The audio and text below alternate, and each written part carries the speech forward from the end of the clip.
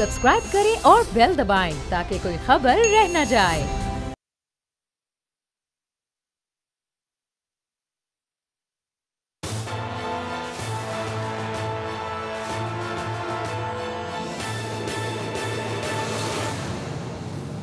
अस्सलाम वालेकुम। प्रोग्राम तज्जिया मैं हूं लीना इलियास और आज के इस प्रोग्राम में मेरे साथ मौजूद हैं समी इब्राहिम साहब अमेरिका से। स्टूडियो में मेरे साथ मौजूद हैं राना ताहिर साहब जो एशियन न्यूज़ के ग्रुप एडिटर हैं और सदीक साजिद साहब हमारे साथ मौजूद हैं जो कि एनालिस्ट हैं और हमारे सीनियर रिपोर्टर हैं। कल मौलाना साहब की और मरीम नवाज़ साहिबा की मुलाकात हुई है। मीडिया में जितनी चीज़ें आनी थी वो तो आ गई, लेकिन अंदरूनी कहानी क्या है कल की मुलाकात की, आज के इस प्रोग्राम में हम डिस्कस करेंगे। और अब से कुछ देर पहले खबरें आ रही थी कि जो कल मीटिंग होनी है पीडीएम के प्लेटफॉर्म से, जो बिलावल भुट्टो जरदारी साहब हैं वो फ़िज़िकली वहाँ पर मौजूद नहीं होंगे, वीडियो लिंक पर मौजूद होंगे। इस हवाले से काफ़ी जो तहफ़्फ़ुज़ात हैं वो नून लीग की जानिब से आ रहे हैं। उनका ये कहना है कि जो बिलावल साहब हैं उन्हें फ़िज़िकली वहाँ पर होना चाहिए, अगर वो फ़िज़िकली वहाँ पर नहीं होते हैं तो बड़ा गलत मैसेज जाएगा। जी समी साहब, ओवर टू यू। बिल्कुल बिल्कुल, ये बड़ी इंपॉर्टेंट बातें हैं, पॉलिटिकल डेवलपमेंट है। लेकिन मैं एक और चीज़ से आगाज़ करना चाहता हूँ अलीना। बड़ा एक पाकिस्तान के ऊपर एक बड़ा हमला हुआ है। बज़ाहिर तो ये एक छोटा सा वाक़या पाकिस्तान में लग रहा है, लेकिन very rightly chief justice of Pakistan ने इसका नोटिस लिया। और वो मैं बात कर रहा हूँ केपीके में जो एक मंदिर को जलाया गया। इसमें आप देखें, ये इस वक्त जो सारी सूरत हाल है उसमें एक लॉबी है, इंडियन लॉबी है, इंतहा पसंद लॉबी है, जो पाकिस्तान का इमेज पूरी दुनिया में बर्बाद करने पे लगी हुई है। और उनका ये वो बताना चाहते हैं कि पाकिस्तान के अंदर जो लोग बसते हैं वो इंतहा पसंद हैं, वो मिनॉरिटीज की इज्जत नहीं करते। तो ये तिरी एक छोटा सा इलाका है कर्क में, वहां पर एक मंदिर था जो सुप्रीम कोर्ट ऑफ पाकिस्तान के हुक्म से, आप देखिए पाकिस्तान के इदारे और पाकिस्तान की अदालत, ये एक पुराना इश्यू था 2015 में। इसको ये एक हिंदू बुजुर्ग थे, उनकी समाधि थी, तो उसको रेनोवेट करने के लिए ऑर्डर दिया, कोर्ट का ऑर्डर था 2015 का। और उसके मुताबिक जब उसको रेनोवेट करने की बात की गई तो वहां पर ये एक वाकया करके और उसको ये जलाया गया। और फिर पूरी दुनिया में इसको जिस तरीके से इसका प्रचार किया गया, और पाकिस्तानियों के, मैं यहाँ पर अमेरिका में बैठा हूँ, ये जो पूरी दुनिया का सोशल मीडिया है और जो दूसरा मीडिया है उसमें जिस अंदाज में खासतौर पर जो इंडियन जर्नलिस्ट हैं, प्रो इंडियन ब्लॉगर्स हैं, उन्होंने इसको इस्तेमाल किया पाकिस्तान को बदनाम करने के लिए। आपको, मुझे, हम सबको पता है कि पाकिस्तान में मिनॉरिटीज को तहफ़्फ़ुज़ हासिल है। कहीं कुछ इक्का दुक्का वाक़यात जरूर होते हैं, मैं इसको तस्लीम करता हूँ, लेकिन ओवरऑल जो एक सेंस है वो सेंस ऑफ सिक्योरिटी की। और आप इससे भी इसका अंदाजा लगा लें कि जब रमेश कुमार और दूसरे हिंदू मजहब के लोग, कम्युनिटी के लोग जब मिले हैं जाके चीफ जस्टिस ऑफ पाकिस्तान से, तो वो ऑलरेडी इसका नोटिस ले चुके थे। और 4 जनवरी को आईजी केपीके और चीफ सेक्रेटरी केपीके को वो हदायत कर चुके हैं कि वो जाएं वहां पर और 4 जनवरी को रिपोर्ट सबमिट करें। और 5 को ये उन्होंने लगा दिया है, इसका यानी इस मुकदमे को लगा दिया है। 14-15 गिरफ्तारियां भी हुई हैं, अभी रेड्स भी हो रहे हैं और मजीद भी। लेकिन मैं ये वाकये का मैं जिक्र इसलिए कर रहा हूँ कि इस वक्त एक पूरी जंग है पाकिस्तान को बदनाम करने के लिए। पाकिस्तान के अंदर मामूली सी भी जो कोई इंडिविजुअल एक्ट भी है, चंद सर फिरे लोगों का भी जो एक्ट है, उसकी बुनियाद उसको बना के पूरे पाकिस्तान का इमेज को तबाह करने की कोशिश, एक उसको बर्बाद करने की कोशिश। और ये कहना कि पाकिस्तान एक इंतहा पसंद मुल्क है, ये बड़ा, इसमें पाकिस्तानी मीडिया को एक स्टैंड लेना चाहिए, पाकिस्तानी इंटेलेक्चुअल्स को एक स्टैंड लेना चाहिए। पाकिस्तान में देखे ना, इस्लामाबाद में हालांकि हिंदू कम्युनिटी नहीं है इतनी ज्यादा, लेकिन गवर्नमेंट ने वहां पर एक वो शमशान घाट और वो सारा बनाने की इजाजत दी है और उसके लिए जगह भी मखसूस कर दी है, उसकी दीवारें जो आउटर जो बाउंड्री है वो भी बनाने का फैसला कर लिया गया। तो हर मुमकिन पाकिस्तान, क्योंकि ये कायद आज़म के विजन के मुताबिक है। लेकिन आप ये देखिए कि ये हमले पाकिस्तान पर किस तरह से हो रहे हैं, पाकिस्तान के इदारों पर हमले हो रहे हैं, पाकिस्तान के इमेज को डिस्टॉर्ट करने के लिए हमले हो रहे हैं।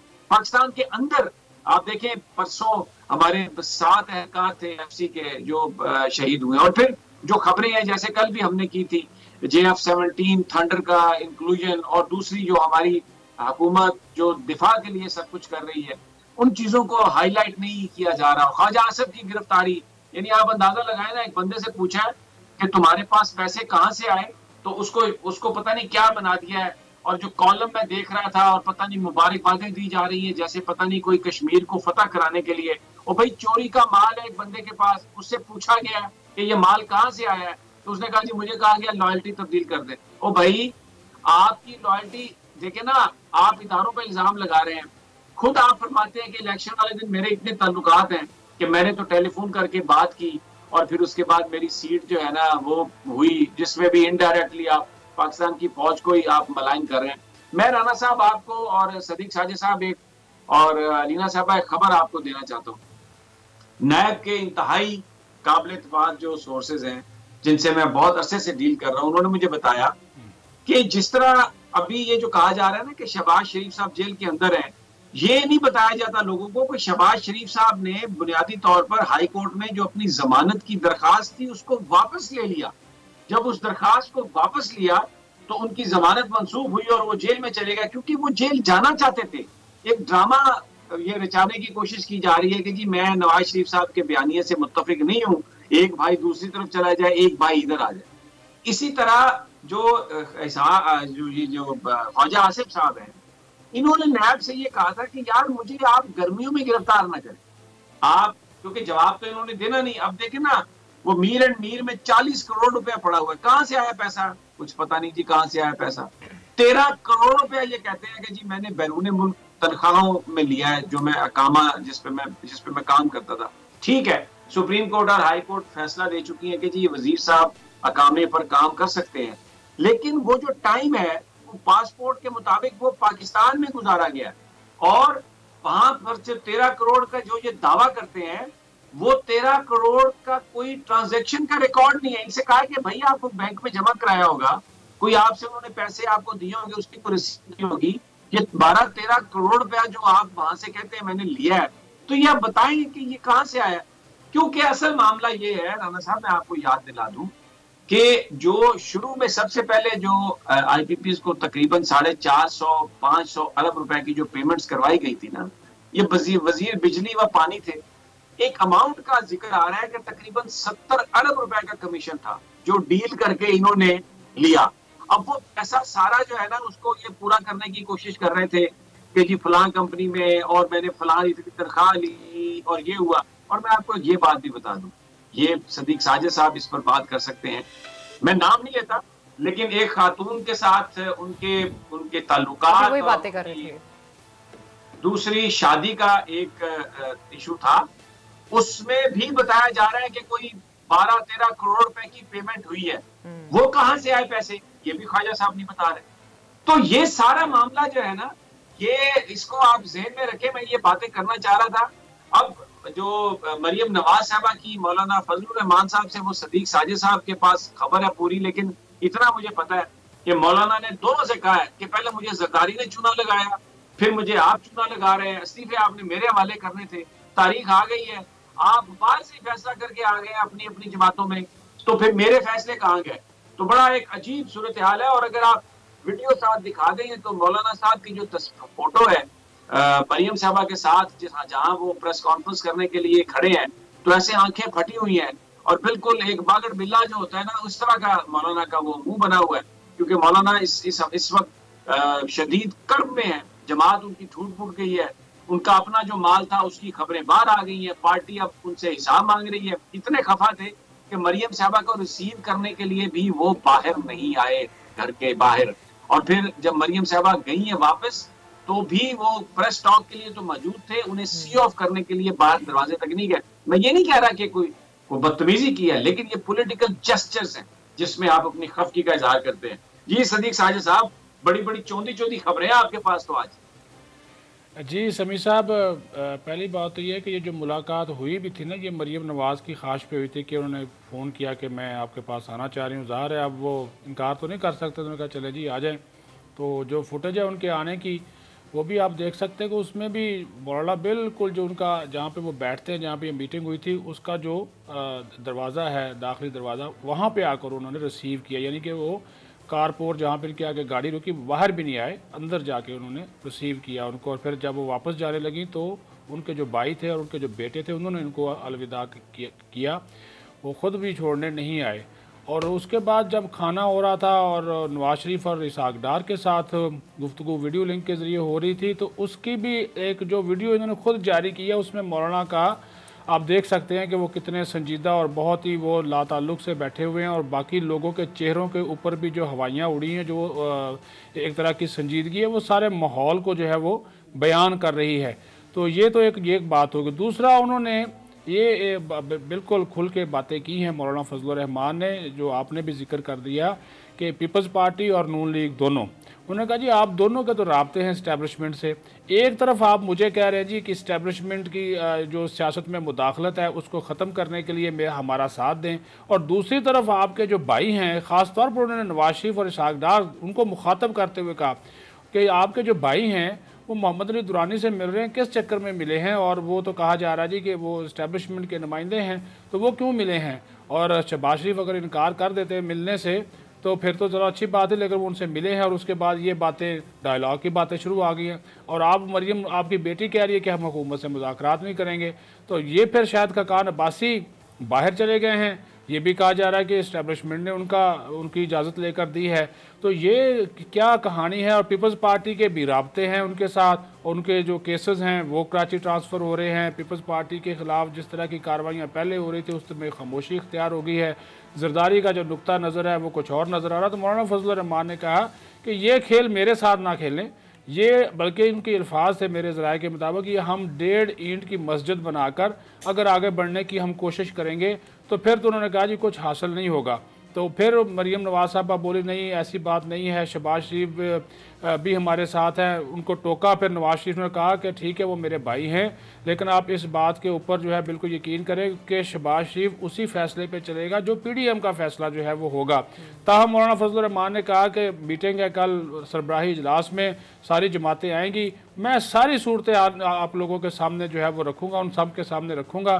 फिर उन्होंने कहा जी आपने इस्तीफ़ों के वाले से फ़ैसला कर लिया, सेनेट के इलेक्शन के वाले से फ़ैसला कर लिया, तो फिर इस प्लेटफार्म को बनाने का जो है मकसद है वो क्या है। तो उसके ऊपर फिर बात ये यहाँ से चल निकली कि देखें जी ये तो पीपल्स पार्टी ने पहले अनाउंस किया CEC का, तो मौलाना ने कहा कि मिसाके पाकिस्तान के 26 नुकात पे दस्तखत किए थे बिलावल भुट्टो जरदारी ने, और नवाज शरीफ ने भी ये बात कही कि हाँ जी उन्होंने दस्तखत किए थे, तो फिर उनको इस किस्म के एक तरफा फैसले नहीं करने चाहिए थे।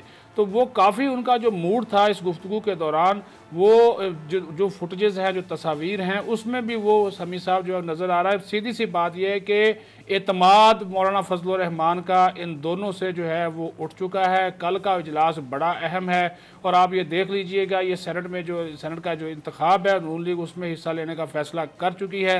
इस्तीफ़ों का मामला भी लटक रहा है और लॉन्ग मार्च का मामला भी आगे जाता हुआ दिखाई दे रहा है। देखें राणा साहब, ये तो फिर कहानी सारी बदल गई, तब्दीली हो गई ना। ये तो फिर PDM जो है वो तितर बितर हो गया। तो असल में एक लिहाज से तो किसी भी मुल्क में अगर अपोजिशन का प्रेशर हो हुकूमत पर, तो फिर हुकूमत के जो काम है उनमें भी इम्प्रूवमेंट आती है। हुकूमत को भी ये एहसास होता है कि ये अब क्रिटिसिज्म होगा हम पे। पार्लियामेंट अगर फाल हो तो ये पार्लियामेंट में जाते नहीं है, ना हुकूमत जाती है ना अपोजिशन जाती है। और रिलीफ अगर है तो मैं आज भी प्राइम मिनिस्टर की तकरीर सुन रहा था, उसमें ये जो हमारी ब्यूरोक्रेसी है जिस तरह की ये फैसले करवाती है कि फिर दोबारा 6 महीने आगे कर दिए जी जिन्होंने अपना वो प्रॉपर्टीज और एसेट्स बताने थे। तो ये रिलीफ तो फिर इस वजह से ये बड़े लोग एक माफिया की तरह जो एक्ट करते हैं उन्हीं को ही मिलता है ना। जब पॉलिटिक्स जाती मफादात पर होगी, हुकूमत पर उनके अगर कहीं कोई लक्यूनाज है, कोई कमी है, उस पर तनकीद की बजाय अपने मुकदमों की बात होगी, तो फिर तो ये तो कहानी दोनों तरफ से फिर ऐसी बन जाती है ना कि जिसमें पिसते तो आवाम है ना साहब। देखें समी साहब, बात यह है भाईजान कि हमने तो पहले दिन ये कहा था कि ये PDM वाले ना इस्तीफ़े देने में सीरियस हैं, ना लॉन्ग मार्च, ना धरने में, इन्होंने कुछ भी नहीं करना। और वही बात हो रही है कि इन्होंने कुछ नहीं करना। जो अभी सदीक साजिद साहब बता रहे थे मौलाना फजलुर रहमान साहब का, तो मौलाना फजलुर रहमान साहब खुद कहाँ संजीदा हैं इस्तीफ़े देने में। मौलाना फजलुर रहमान साहब भी इसको एक ब्लैकमेलिंग टूल के तौर पर इस्तेमाल कर रहे थे, उसमें ये पूरा टोला बुरी तरह नाकाम हो गया। अब देखें जो सबसे बड़ा तमाचा मारा है कि जो CEC में कहा गया था पीपल्स पार्टी की कि नवाज शरीफ पाकिस्तान वापस आए और यहाँ आकर लॉन्ग मार्च में शिरकत करें, तो कल जो PDM का इजलास जाती उमरा में हो रहा है अब बिलावल भुट्टो साहब उसमें शरीक नहीं हो रहे, वो वीडियो लिंक के जरिए शरीक होंगे, वो वहां नहीं जा रहे। तो इसका क्या मैसेज है कि अगर नवाज शरीफ ने वीडियो लिंक से शरीक होना है तो फिर बिलावल भुट्टो भी वीडियो लिंक से शरीक होंगे। और दूसरा जो मौलाना कह रहे थे कि जी हम बिलावल भुट्टो से पूछेंगे इस फैसले के बारे में जो उन्होंने किया है इस्तीफों के हवाले से, तो बिलावल भुट्टो ने कहा कि मैं जाती उम्रा आता ही नहीं। तो पैगाम तो बड़ा वाजे दे दिया। और नून लीग जो है वो भी, सदीक साजिद साहब ने सही कहा कि वो भी सेनेट का इलेक्शन लड़ने जा रहे हैं। तो असल प्रॉब्लम मौलाना को जो है वो ये है कि उनका कोई सेनेटर मुंतखब होता उनको नज़र नहीं आ रहा। बलोचिस्तान में उनकी पार्टी उनके हाथ से निकल चुकी है। वो ये समझते हैं कि सेनेट के इलेक्शन में नून लीग को भी कुछ मिल जाएगा, पीपल पार्टी को भी मिल जाएगा, लेकिन उन्हें क्या मिलेगा या एएनपी को क्या मिलेगा। तो इसलिए ये मायूसी के आलम में अब बिल्कुल टामकटोलियाँ मौलाना साहब मार रहे हैं। आपने जो मौलाना साहब की बात की कि उनके देखिए मौलाना की बाकायदा हवाइयाँ उड़ी हुई, और ये जो अभी आपने बात की थी समी साहब मंदिर को जलाने के हवाले से, उसमें जो लोग गिरफ्तार हुए हैं उनका ताल्लुक भी मौलाना की पार्टी से है।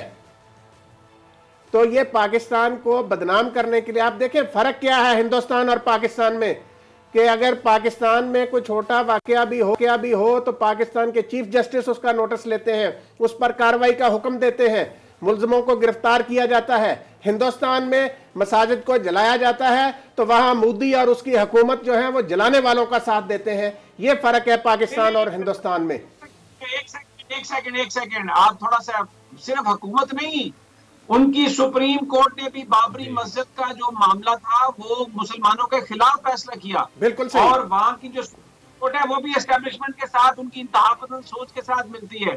यहाँ पर तो मैंने ये इस खबर का जिक्र भी इसलिए किया था, मुझे पता है, लेकिन क्योंकि हम कोई मजहबी मुनाफरत वो फैलाने की बात नहीं, ये पाकिस्तान का तशख्खुस बदनाम करने के लिए जहां जलसों में फौज को गालियां दी जाती हैं, पाकिस्तान के अवाम के हवाले से ये बताने के लिए कि ये इंतहा पसंदों का मुल्क है, ये इन्होंने वहां पर ये वाकया करवाया करक में। आपको पता है कि ये सारा वाकया इसके हाथ, और जो मैं उसकी तफसील पढ़ रहा हूँ, वो मंदिर जलाने से पहले राणा साहब बाकायदा एक वहां पर मीटिंग हुई और उस मीटिंग में ये फैसला किया गया कि हमने ये काम नहीं होने देना। और फिर जब लोग वहां पर इकट्ठे किए गए तो शुरू में लोग कोई मुश्तिल नहीं थे, लेकिन फिर वहां पर जो मौलाना हजरात थे इन्होंने लोगों को इश्तियाल दिलाया और वो सारा उसको जलवाया। और बेसिकली इसका मकसद वो जो हाइब्रिड वॉरफेयर जो जनरल कमर जावेद बाजवा ने बात कही थी, ये वो उस जंग का हिस्सा है। ये कोई एक आइसोलेटेड वाकया नहीं है, इसमें बहुत नहीं, ये बिल्कुल एक तरीके से वाकया ऐन उस मौके पर करके केपीके में तहरीक इंसाफ की हुकूमत है कि इंतहा पसंदी पाकिस्तान में और पाकिस्तानी कौम जो है वो क्या है, और फिर वहां पर ये सब कुछ जो है ये कौन करवा रहा है, वहां पर उस इलाके में कंट्रोल किसका है। आप जरा इनकी सारी गुफ्तगू सुने तो ये एक बहुत बड़ी साजिश पाकिस्तान के इमेज को खराब करने के लिए ये रचाई गई है। और ये पीडीएम और इसकी क़यादत जो है इसमें बिल्कुल इसकी है। ये आप राणा साहब, मैं तो नाम नहीं लेना चाह रहा था, लेकिन आपने क्योंकि नाम ले दिया तो खुलकर ये बात कर लेते हैं कि ये उस कैंपेन का हिस्सा है जिसमें पाकिस्तान को बदनाम करना, पाकिस्तान के इदारों को बदनाम करना, पाकिस्तान की फौज को बदनाम करना, पाकिस्तान के लोगों को बदनाम करना, पाकिस्तान का इमेज तबाह करना, ये पार्ट ऑफ दैट स्ट्रेटेजी है। राणा साहब, समी साहब देखें, ये जो पीडीएम का टोला है इनके मुख्तलिफ ख्यालात हैं। पीपल्स पार्टी के रहनुमा कहते हैं कि पाकिस्तान को कायदे आज़म एक सेकुलर रियासत बनाना चाहते थे। मौलाना फजल रहमान साहब एक दीनी जमात की सरबराही करते हैं। इसी तरह मुस्लिम लीग नून वाले जो हैं वो नजरिया पाकिस्तान की बात करते हैं, लेकिन पाकिस्तान की फौज और पाकिस्तान की कौमी सलामती के इदारों के खिलाफ जहर उगलने के हवाले से और इंडिया का बयानिया आगे बढ़ाने के हवाले से इन तीनों का मौक़िफ़ एक है और ये मुख्तलिफ तरीकों से उसी एजेंडे को आगे बढ़ाते हैं। ये जो वाकया किया हुआ है ये बड़ा तकलीफ दे वाकया है। मुझे इजाजत दें एक और बात कहने की। देखिए, मैं मोहतरमा बेनज़ीर भुट्टो, इसमें कोई शक नहीं, उनकी बड़ी सर्विसेज है पाकिस्तान के लिए, बड़ी सेक्रीफाइसेस हैं, और फिर जिस अंदाज में वो इस दुनिया से गई वो भी एक बड़ा अफसोसनाक वाकया है। लेकिन कुछ बेटर चीजें भी हैं जो हमें सॉल्व करनी है। देखिए, मोहतरमा बेनज़ीर भुट्टो भी मौलाना फजल रहमान को उस वक्त वजीर आजम बनाना चाहती थी। ये जो पीपल्स पार्टी पेट्रियाट बनी थी, अब मैं इसका बड़ा मुखालिफ हूं कि यानी जो करप्ट लोग पीपल्स पार्टी के थे उनको आपने पेट्रियाट का नाम दे दिया। लेकिन एक जस्टिफिकेशन है, और आप बखूबी वाकिफ हैं क्योंकि आप उन दिनों में बहुत नजदीक थे।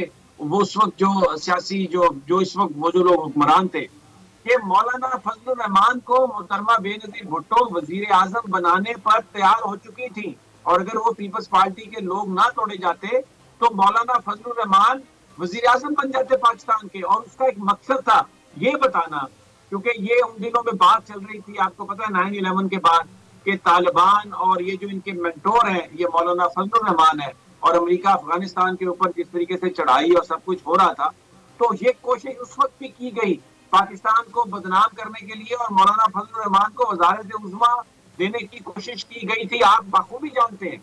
ये समी साहब आप बिल्कुल सही कह रहे हैं कि मोहतरमा बेनज़ीर भुट्टो ने जब परवेज़ मुशर्रफ साहब की तरफ से इस ख्वाहिश का इजहार किया गया कि मखदूम अमीन फ़हीम को वज़ीर आज़म बना दिया जाए, तो मोहतरमा बेनज़ीर भुट्टो ने उसकी मुखालफत की, क्योंकि मोहतरमा बेनज़ीर चाहती थी कि मौलाना फजलुर रहमान वज़ीर आज़म बने, ये हकीकत है। और उन्होंने अमीन फ़हीम को वज़ीर आज़म, ये पैट्रियाट बनाने वाली बात बाद में हुई है। पहले तो वो चाहते थे कि पीपल्स पार्टी पार्लियामेंटेरियन के जो चेयरमैन है मखदूम अमीन फ़हीम साहब, वो पाकिस्तान के वज़ीर आज़म बने, लेकिन मोहतरमा बेनज़ीर भुट्टो ने अमीन फ़हीम को वज़ीर आज़म नहीं बनने दिया, जिसके बाद जमाली साहब वज़ीर आज़म बने पाकिस्तान के। फिर देखिए, फिर एक और बात, जब मोहतरमा इस दुनिया से चली गई तो आसिफ अली जरदारी साहब ने क्या किया, उन्होंने यूसुफ रजा गिलानी को वज़ीर आज़म बनाया जब उनके पास मौका आया। यूसुफ रजा गिलानी कभी भी डाई हार्ड और हार्ड कोर पीपल्स पार्टी का हिस्सा नहीं थे, ज़ियाउल हक की मजलिस शूरा के मेंबर थे, और जरदारी साहब बुनियादी तौर पर जो लोग पीपल्स पार्टी में मोहतरमा बेनज़ीर भुट्टो के लॉयल थे उनको हमेशा से साइड लाइन करते रहे, और जो जाले वर्कर जो नजरियाती सोच रखते थे, जिनका लगाव भुट्टो खानदान के खून के साथ था, उनकी जगह उन्होंने पंजाब से यूसुफ रजा गिलानी को, जो मजलिस शूरा के मेंबर रहे, जिनकी परवरिश बिल्कुल उसी तरह हुई सियासी जिस तरह नवाज शरीफ की हुई। आज देखे ना, अगर नवाज शरीफ रूहानी औलाद है ज़ियाउल हक की, तो यूसुफ रजा गिलानी साहब की तो रूहानी, इनका जो अरूज है, इनकी जो सियासत है, वो तो सारी की सारी मजलिस शूरा और ज़ियाउल हक ने शुरू की थी। उन्हीं के दौर में ये जिला कौंसिल के चेयरमैन बने, ज़ियाउल हक साहब के दौर में जिला कौंसिल मुल्तान के चेयरमैन थे। बिल्कुल। तो ये मुझे नहीं पता जरदारी साहब भी क्या करना चाह रहे हैं पार्टी के साथ। और फिर आप देख लेंगे, अभी आज के इशू से हटके है, लेकिन क्योंकि बात हो रही है, उन्होंने अपने दोस्तों को, जिनका पीपल्स पार्टी से कोई ताल्लुक नहीं है, आगा सिराज दुरानी जो है वो जरदारी साहब के साथी दोस्त हैं, स्पीकर बने हुए हैं। फिर मतलब जितनी अपॉइंटमेंट्स हुई है उसमें अक्सरियत जो है जरदारी साहब ने मेक श्योर किया कि वो लोग आए जो उस वक्त के नहीं थे जब भुट्टो साहब ने पार्टी बनाई या मोहतरमा बेनज़ीर भुट्टो स्ट्रगल कर रही थी। वो जो ज़ियाउल हक से जो छोड़ के और दूसरी जमातों से छोड़ के पीपल्स पार्टी में आए थे, उनको जरदारी साहब ने अहम ओहदे दिए और उनको बनाया। किस बात का फियर था ये मुझे नहीं पता, ये आप जानते हैं राना साहब। चलिए ठीक है, राना साहब से ज़रूर कमेंट कीजिएगा। मैं प्रोग्राम में वापस आते हैं तो राना साहब अपनी बात कंप्लीट करें, लेकिन प्रोग्राम में वक्त एक छोटी सी ब्रेक का। Stay with us.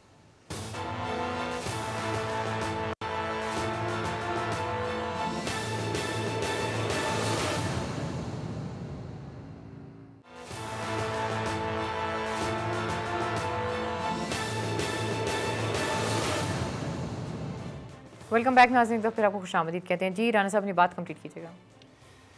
देखिए अलीना, जो बात समी साहब ने भी की ना कि जरदारी साहब ने उन लोगों को ओहदे दिए जो जनरल ज़ियाउल हक शहीद के साथ थे। यूसुफ रजा गिलानी साहब, की बात है, हम तो शहीद नहीं समझते भाईजान वो यूनिफॉर्म में शहीद हुए, वो शहीद हैं। बात ये है, वो आप जो मर्जी कहें, लेकिन मसला ये है समी साहब कि ये यूसुफ रजा गिलानी साहब ज़िला कौंसिल मुल्तान के चेयरमैन भी थे, ये मजलिस शूरा के रुकन भी थे, ये मुस्लिम लीग की सेंट्रल वर्किंग कमेटी के मेंबर भी थे, जिसके सरबरा पीर साहब पगाड़ा मरहूम थे। तो ये सारी चीज़ें जो आसिफ जरदारी साहब ने सामने रख कर उन्हें वज़ीर आज़म बनाया कि भाई कोई भी पुराना साथी बेनज़ीर का या भुट्टो का वो नहीं आना चाहिए। तो जरदारी साहब जो है वो खुद भी कोई भुट्टो साहब के बारे में इतने अच्छे ख्यालात नहीं रखते। नहीं, वो खुद भी तो पक्के पीपल्स पार्टी के नहीं थे ना जी। तो इसलिए ये कहना, राना साहब अब बात चली निकली है, मैं आपके साथ एक बात शेयर कर लेता हूँ। जरदारी साहब जो थे वो बहुत ज्यादा उनका टिल्ट था बहुत सारे ऐसे मामला की तरफ। और आप ये देखें जब मंजूर भट्टू को जब उनकी वजारत आला का मामला खत्म हुआ, पीपल्स पार्टी के पास नंबर पूरा था। लाहौर में मैं उन दिनों मौजूद था और पीपल्स पार्टी की क़यादत के खासा करीब था। तो उस रात मैं भी वो जो वहाँ पे स्टेट गेस्ट हाउस है मैं मौजूद था और चट्ठा साहब की मुलाकात हुई वहां पर पीपल्स पार्टी की क़यादत से। तो पीपल्स पार्टी के पास नंबर गेम पूरी थी। आपको याद होगा मखदूम अल्ताफ जो रहीम यार खान से जिनका ताल्लुक था और फैसल साले हयात साहब मेंबर उन्होंने पूरे कर लिए थे। आफ्ताब शेरपा साहब भी थे। हाँ जी, लेकिन उसमें मैं आपको बताऊं नाहिद खान साहब भी थी मेरी वहां पर, मेरी स्टेट गेस्ट हाउस में उनसे भी मुलाकात हुई थी। तो बावजूद इसके कि पीपल्स पार्टी के पास नंबर पूरा था, लेकिन सरदार नकई साहब को मुस्लिम लीग काफ को वजारत आला दी गई थी। मुस्लिम लीग जीम चट्ठा, हाँ जी, मुस्लिम लीग चट्ठा को दी गई थी क्योंकि जरदारी साहब ये समझ रहे थे और उनका ये कहना था, जो उन्होंने अपने साथियों से वहां पर बात शेयर की, जो मुझे मालूम हुई बाद में, वो ये कह रहे थे कि ये मुझे कहा जा रहा है कि आप इसी को बनाएं। तो किसी ने कहा नहीं कहा, क्या हुआ? जब उनके अपने पास चॉइस आई तो हमने देखा कि उन्होंने भी पीपल्स पार्टी के जालों की बजाय उन लोगों को तरजीह दी जो बुनियादी तौर पर ज़ियाउल हक के साथ थे या जो पीपल्स पार्टी के नजरियाती लोग नहीं थे। तो और उस वजह से मैं आपको बताऊं, मखदूम अल्ताफ ने बड़ी कोशिश की थी, लेकिन जब वजारत आला सरदार नकई साहब भारत नकई को चली गई तो वो चंद दिन में फिर उनको हार्ट अटैक हुआ एंड ही डाइड। और वो एक डाई हार्ट पीपल्स पार्टी के पीपल्स पार्टी के रहनुमा थे।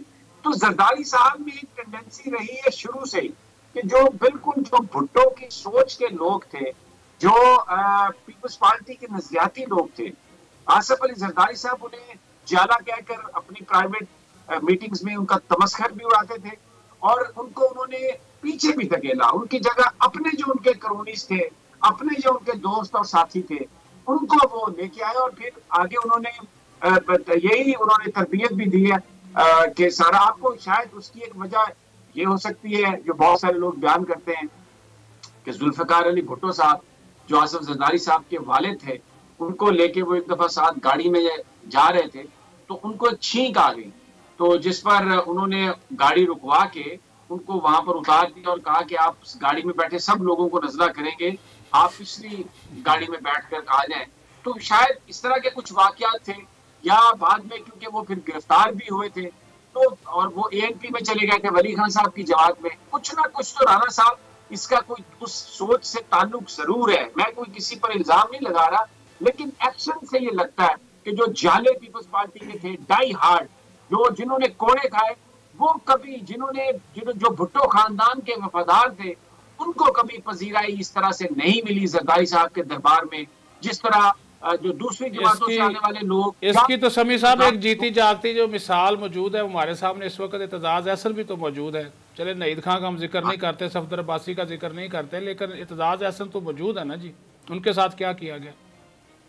बिल्कुल, जो भुट्टो के लॉयल थे ना, जो मोहतरमा बेनजीर भुट्टो के साथ थे, जरदारी साहब को जब मौका मिला है ना तो उन्होंने उनको रिप्लेस किया है। बस वो फिर डॉक्टर क्यूम सोमरोई जो उनको जेल में उनका केयर करता था, पर वही फिर आगे आया। या और उनके मैं आपको नाम गिनवा सकता हूँ, ये सारे डॉक्टर आसिम हो को, ये जाती दोस्त उनके थे, उन्हें एडवाइजर, उन्हें वजारतें, सब कुछ उन्हीं को दिया गया। और जो लॉयलिस्ट थे उनको नहीं, इसी वजह से समी साहब वो कहते हैं कि मुझे सिखाओ नहीं, मुझसे सीखो। देखें सदीक साजिद साहब, समी साहब, बात ये है, ये जो बात कर रहे हैं ना आप आसिफ जरदारी साहब की, इस अमल का आगाज मोहतरमा बेनजीर भुट्टो ने वजीर आजम बनने के बाद किया था कि जो भुट्टो साहब के करीबी लोग थे उनको खुडे लाइन लगाने का अमल मोहतरमा बेनजीर भुट्टो ने शुरू किया। आसिफ जरदारी साहब ने उस रवायत को आगे बढ़ाया। आप देखें, उन्होंने भी उन लोगों को जो जनरल ज़ियाउल हक के साथी थे, उन्होंने भी यूसुफ रज़ा गिलानी साहब को स्पीकर कौमी असम्बली बनाया, उन्होंने भी ख्वाजा तारक रहीम साहब को वफाकी वजीर बनाया। तो मोहतरमा बेनजीर भुट्टो ने भी, देखिए मोहतरमा बेनजीर भुट्टो ने ये ठीक है बहुत सारे कंप्रोमाइजेस किए सिस्टम को चलाने के लिए, लेकिन आपकी ये जो बात है ना कि वो उन्होंने अपने वालिद के जो साथी थे उनको पीछे हटाया, ये तो एक बहुत ही आपने जनरल स्टेटमेंट दी है, ऐसा नहीं है।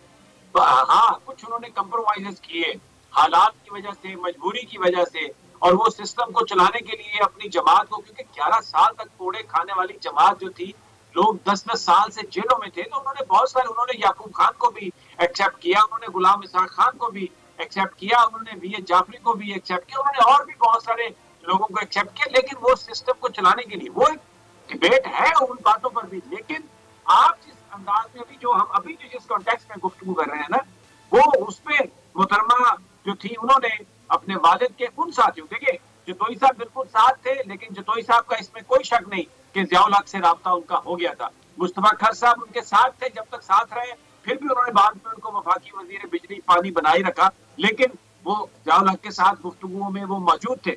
तो ये फिर एक बड़ी बहस और तरफ चली जाएगी। लेकिन ये जो हम बात कर रहे हैं ना कि जरदारी साहब और मोहतरमा का जो कंपैरिजन है, मेरा ख्याल है कि वो वी आर मिक्सिंग। अच्छा समी साहब यहाँ पे एक और भी बात जो है वो आपके नॉलेज में लाना जरूरी, इस पे भी आपका तबसरा, राणा साहब का मैं तबसरा चाहूँगा कि आजकल जो रहमान मुल्क हैं वो मुख्तलिफ हल्कों में ये बातें कर रहे हैं कि इस मुल्क को अगर कोई बचा सकता है तो आसिफ जरदारी है, उनको वज़ीर आज़म बना दिया जाए।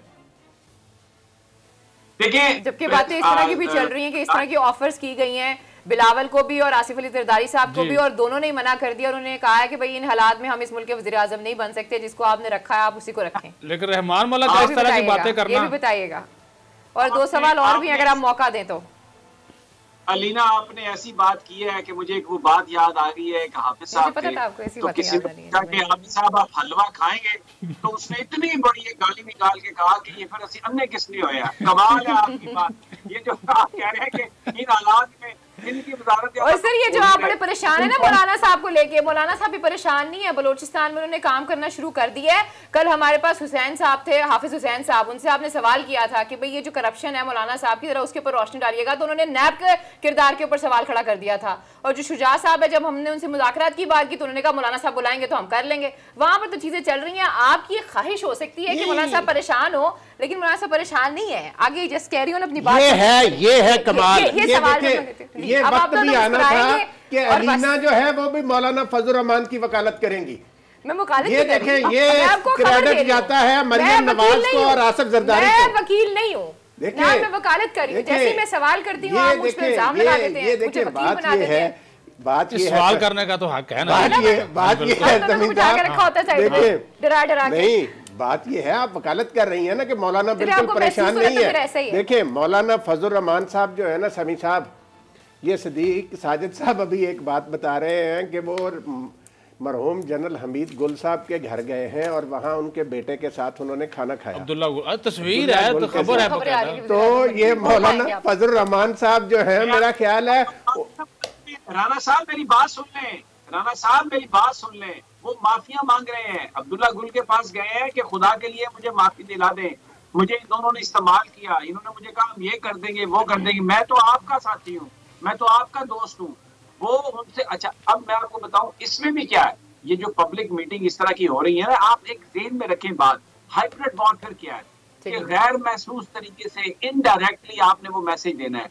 अब्दुल्ला गुल के बेटे के पास जाने का भी ये मतलब है तस्वीर छापने का कि देखिए सियासत फौज ही कर रही है और मैं फिर उनके पास आया हूँ कि ये मेरे अंदर तोड़ फोड़ ना करें, ये तोड़ फोड़ फौज ही करे।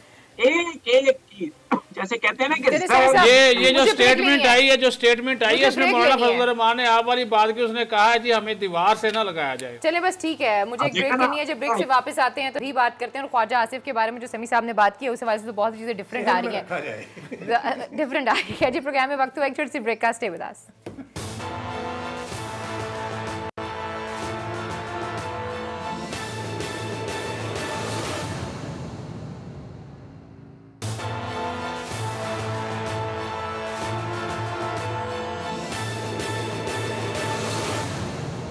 वेलकम बैक नाज़रीन। तो फिर आपको खुशामदीद कहते हैं जी। समी साहब नेक्स्ट स्टोरी क्या है, या ख्वाजा आसिफ पे बात करना चाहेंगे आप? नहीं आपने कहा था ब्रेक पर। सर हाँ, एक सवाल है ख्वाजा आसिफ साहब के हवाले से। मैंने 2-3 सहाफ़ियों के कॉलम पढ़े हैं आज, उसमें से मुझे यकीन है आपने वो एक कॉलम जरूर पढ़ा होगा, नाम नहीं मैं लेती। उन्होंने लिखा था कि ख्वाजा आसिफ के ऊपर जो है मुशर्रफ दौर में भी बहुत से जो है वो केसेस चले और बड़ी जो है वो खबरें शाया की गई, फिर बाद में जिन्होंने केसेस किए उन्होंने माजरत की। तो अब आपको लगता है कोई ऐसी सिचुएशन होगी दोबारा माजरत तो नहीं करनी पड़ जाएगी, क्योंकि ख्वाजा आसिफ तो बड़े खुश हैं? देखिए धरती का ताल्लुक बड़ा ताल्लुक होता है। मैं भी अगर सियालकोट से हूँ और मेरा यार ख्वाजा भी सियालकोट से है, मैं भी अगर कश्मीरी हूँ और मेरा यार ख्वाजा भी कश्मीरी है, तो पाकिस्तान में लोग इन ताल्लुकात का इजहार नहीं करते, लेकिन इसकी बुनियाद पर बहुत बातें करते हैं। मुझे ये बात बताएं कि ख्वाजा आसिफ साहब पर इल्जाम क्या है कि ये पैसे कहाँ से आए, आप बता दें। अदालतें आपके पास मौजूद हैं, आप चले जाएं। देखें, जो मुशर्रफ के जमाने की जो नैब थी वो इस्तेमाल हुई होगी, उस वक्त फौजी डिक्टेटरशिप थी, वो पाकिस्तान फौज की हुकूमत थी उस वक्त। बिल्कुल माजी में ये सब कुछ हुआ, जुल्फकार अली भुट्टो को भी फांसी हुई, हुआ माजी में सब कुछ। इदारे सियासत में मुदाखलत करते रहे। सवाल ये था कि अब ये माजी की बुनियाद बना के उस वक्त इदारों को मलायन करने की कोशिश कर रहे हैं जब इदारे इस सिस्टम में मुदाखलत उनकी उस जैसी नहीं है। मैं ये नहीं कहता कि 100% नहीं है, वैसी नहीं है जैसी तब थी। अभी जो नैब, आप मुझे ये बताइए, आप कहते हैं जी कि मैंने अकामा था मेरे पास, मैंने 12-13 करोड़ रुपए तनख्वाह के पद में वसूल किए। उन दिनों में जब आप अपनी मुलाजमत शुरू कर रहे हैं, आप वहां पर नहीं है, पाकिस्तान में रह रहे हैं बतौर वजीर, फिर उन्होंने अगर आपको पैसे दिए, किसी अकाउंट में दिए होंगे, अच्छा कैश दिए होंगे, उसकी रसीद दी होगी, और वो पैसे फिर आपने किसी अकाउंट में जमा कराए होंगे, उसकी रसीद दे दे के जनाब ये वो पैसे हैं, मैच हो जाएगा। इसमें कौन सी ऐसी, ये तो आपसे सिर्फ ये पूछा जा रहा है कि आपके पास ये पैसे आए कहां से। आपने एक मीर एंड मीर वो एक कंपनी बनाई हुई है, 40 करोड़ रुपया उसमें है, कहां से आया पैसा? ठीक, इस पे नैब शर्मिंदा होगी या ख्वाजा आसिफ शर्मिंदा होगी? सर ये तो वक्त बताएगा। अभी जब प्रोसीडिंग होगी, चीजें होंगी, ट्रायल होगी, सारी चीजें होंगी, फिर ही पता चलेगा कि कहाँ पे ऊंट जो है वो किस करवट बैठता है। साहब ये मीर एंड मीर कंपनी जो है ना, इसका मालिक जो है वो ख्वाजा आसिफ का मुलाजम है। वही तो मैं कह रहा हूँ, ख्वाजा आसिफ का मुलाजम। अब ख्वाजा साहब ये इसमें शर्मिंदा इन लोगों को होना पड़ेगा। अब मुझे आप बताएं, आप ट्वीट कर रहे हैं we stand with Khwaja Asif, you are entitled to do whatever you want to do. आप छोड़ दें, आप एक सियासी जमात ज्वाइन कर लें। आप रोजाना बैठते हैं और आपका काम ये है कि आपने आके यानी मतलब मैं नहीं ज्यादा बात करता, इसलिए कि सबको पता है कि आप क्या हैं, आप कौन हैं, मुझे ये कहने की जरूरत नहीं है। लेकिन बात ये है कि ख्वाजा साहब को ही शर्मिंदा होना पड़ेगा। ये माल, ये दानश्वर भी होंगे शर्मिंदा, ये नाम भी होंगे। अच्छा, कुछ लोग ये भी समझते हैं कि जिसने शहबाज शरीफ का, जैसे आपने जिक्र किया, उनकी जमानत के हवाले से आपने बताया कि उन्होंने वापस ले लिए सारे दस्तावेजात। कुछ लोग ये भी बोलते हैं कि ख्वाजा आसिफ भी उसी लाइन पे है जिस लाइन पे शहबाज शरीफ साहब हैं, वो भी वही कर रहे हैं जो शहबाज शरीफ साहब कर रहे हैं। देखिए, ये हमने सुना था कि क्रिकेट जो है वो रंग बदलता है। ये नून लीग के अंदर ये चीज सामने आई है कि ये वाकई बड़े कारीगर लोग हैं। अभी और भी जो गिरफ्तार होता जाएगा ना, वो बेसिकली, ये मुझे पता है ख्वाजा साद रफीक साहब खुद कहा करते थे कि मुझे पकड़ लो यार, मैं कहाँ पे एहतजाज करूंगा, मुझे बस नजरबंद कर दे। अभी राना सनाउल्लाह साहब भी यही कह रहे हैं कि मेरा नंबर आने वाला है, साद रफीक फिर कह रहे हैं, शायद खान अब्बासी भी कह रहे हैं, वो कहते हैं हमें भी पकड़े।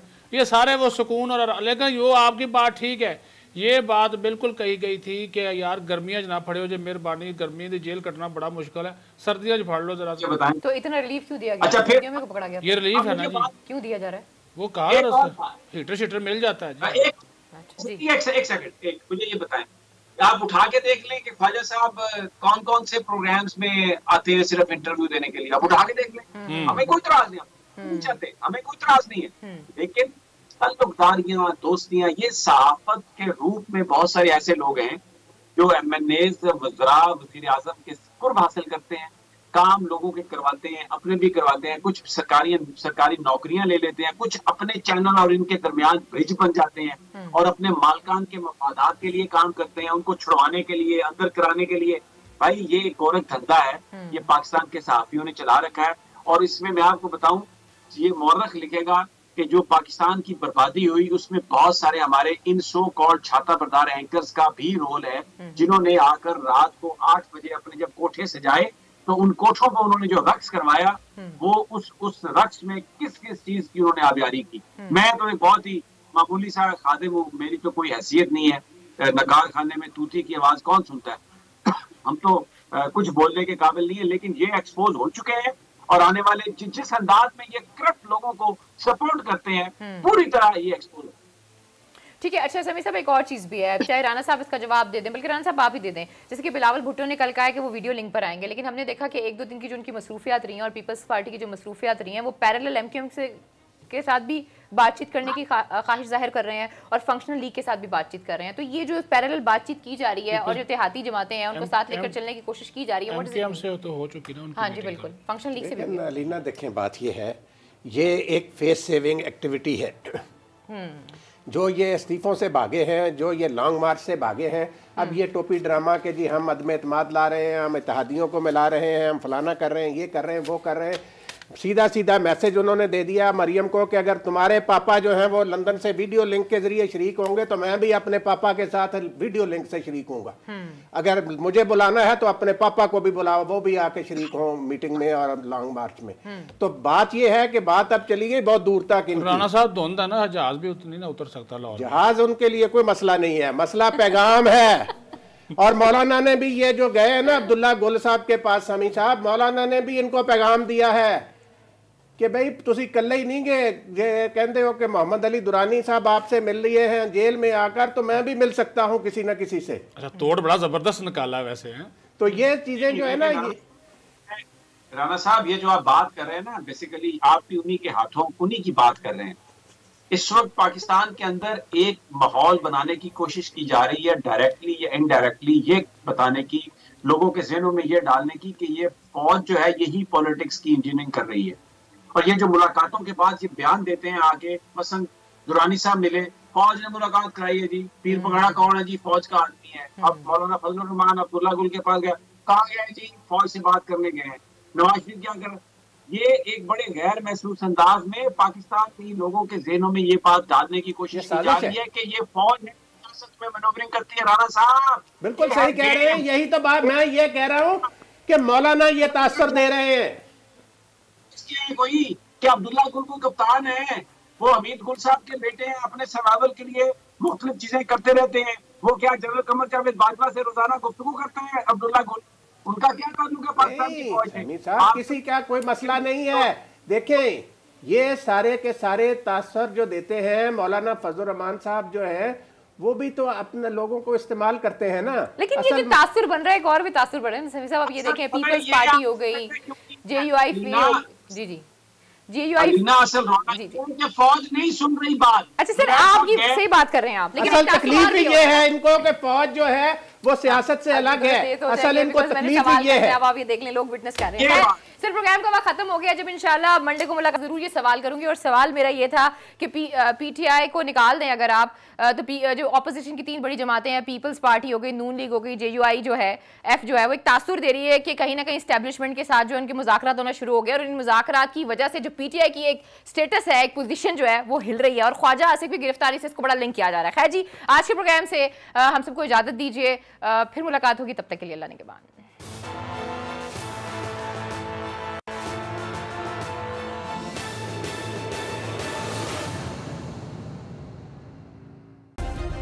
सब्सक्राइब करें और बेल दबाएं ताकि कोई खबर रह न जाए।